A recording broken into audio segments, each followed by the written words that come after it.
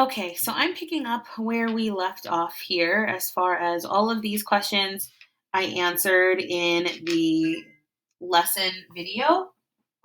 So if you need to refresh on how to do them or explanations, definitely go back and check that video. But I'm going to start on number 5, since this is where your homework technically should have started. So the diagram here shows the current in 3 of the branches of a direct current electric circuit. The current in the 4th branch between junction P and W must be, okay? So we look to see what is going in versus how much is coming out. Going in to our junction at point P, I see 3, I see 4.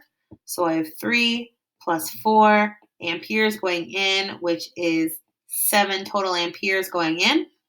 I see that we have 6 amperes coming out.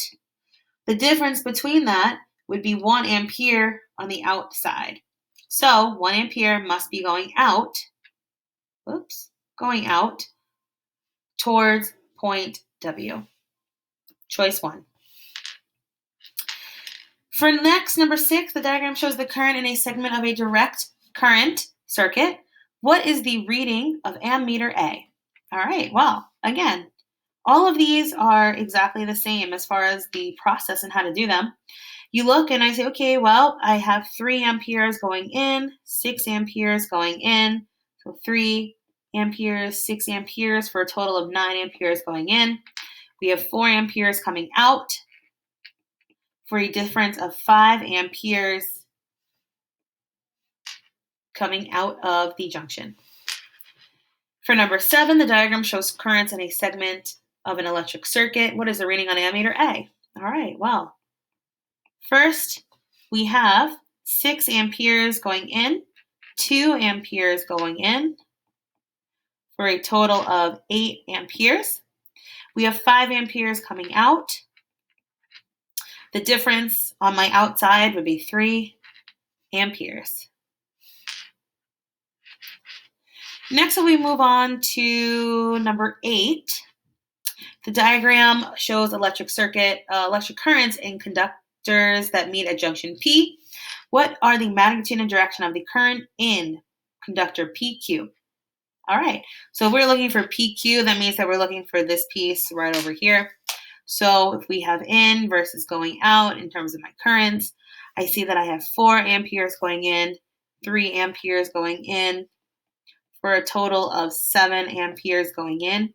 I have 2 amperes that are coming out for a total difference of 5 amperes on my outside, which means that 5 amperes, if it's going out, must be directed toward point Q, choice 4. For number 9, we again are looking to see what is the missing current, in versus out. In, we have 5 amperes going in, 7 amperes going in. That's 5 amperes, 7 amperes for a total of 12 amperes going in. We have 3 amperes coming out for a difference of 9 amperes, choice 3. If we look at number 10, 2 resistors are connected to a source of voltage, as shown in the accompanying diagram. At which position should an ammeter be placed to measure the current passing only through resistor R1? Well, if we look here, we have this number 2 that has the ability to go down R2. So choice 2 should not be correct. If we look at choice 1, well, number 1 is only going to be a voltmeter because it's on the outside of your circuit. So number 1 can't be right. If we look at number 4, well, number 4 is going to be connected to both of these resistors, which means 4 is going to read all of it.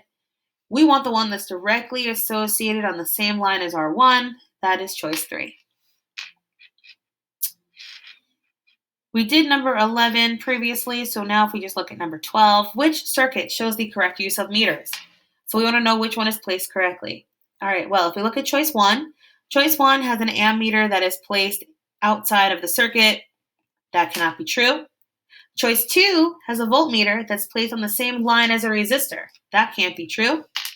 Choice 3, we have an ammeter again placed on the outside of my circuit. That is not true.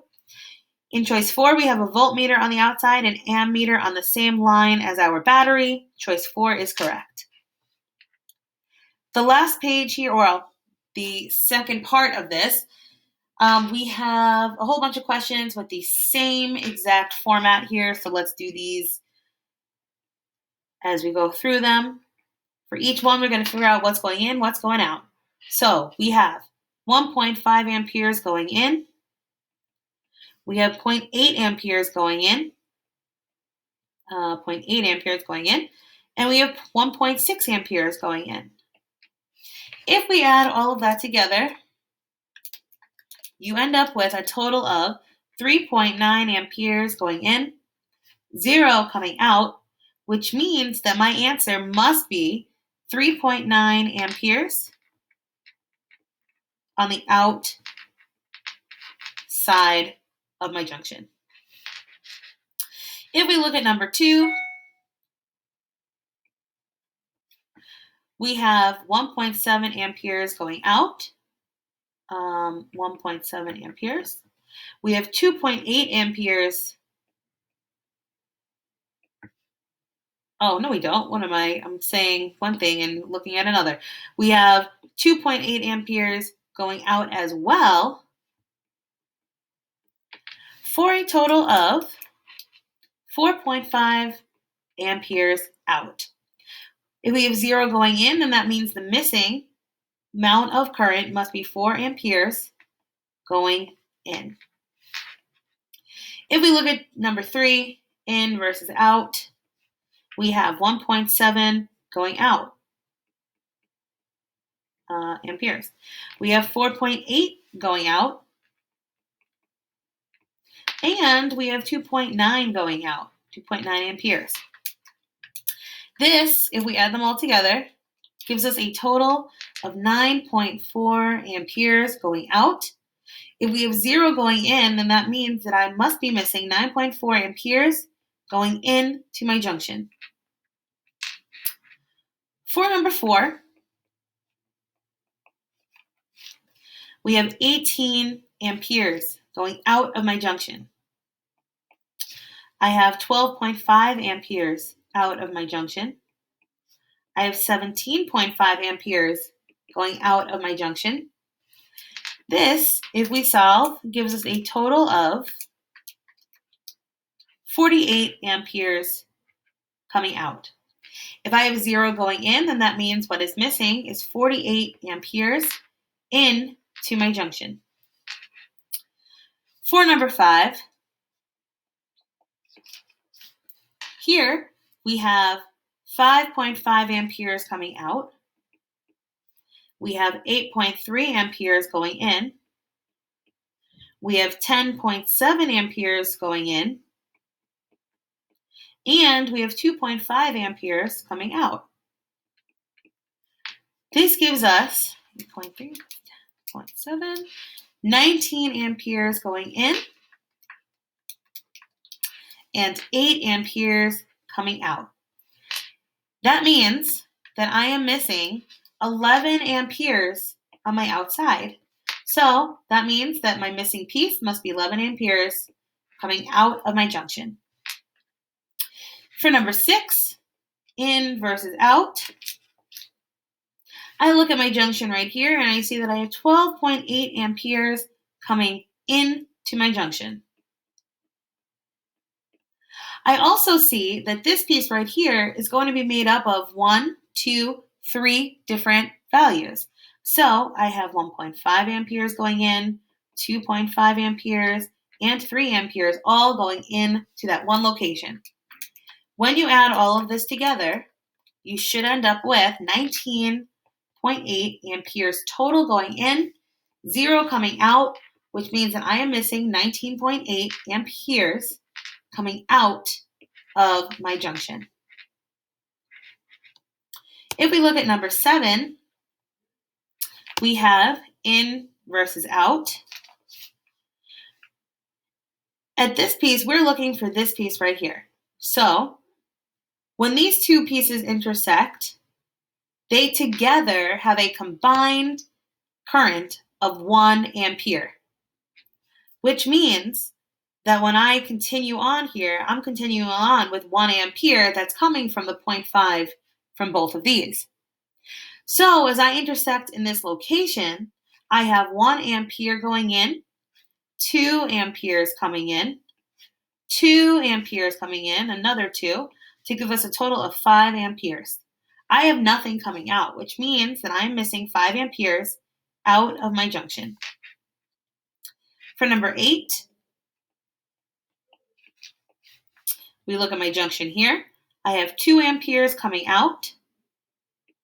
I have 3.7 amperes coming out. We have 1.5 amperes coming out, 2 amperes going in, and 1.5 amperes also going in. Gives us a total of 3.5 amperes going in and 7.2 amperes coming out. That means that I'm missing 3.7 amperes on the inside. So my answer should be 3.7 amperes in. Lastly, number 9, we have some ammeters rather than currents, but it's all the same thing. So we have A1, they tell us is 7 amperes. They tell us, A2 is 9 amperes. And they want to know what is A3. Well, we have 2 answers because we can have 2 different directions for A1 and A2. So if A1 is going in and A2 is going in, then we end up with, in versus out, we end up with 7 amperes and 9 amperes all going in. This will give us 16 amperes going in, none coming out. So I could possibly have 16 amperes.